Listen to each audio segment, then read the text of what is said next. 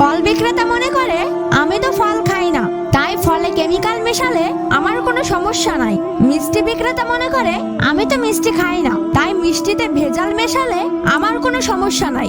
বেকারির মালিক মনে করে আমি তো বিস্কুট খাই না, তাই পচা ডিম আর বাসি ময়দা দিয়ে বিস্কুট বানালে আমার কোনো সমস্যা নাই। মাছ বিক্রেতা মনে করে আমি তো এই মাছ খাবো না, তাই মাছে ফরমালিন মেশালে আমার কোনো সমস্যা নাই।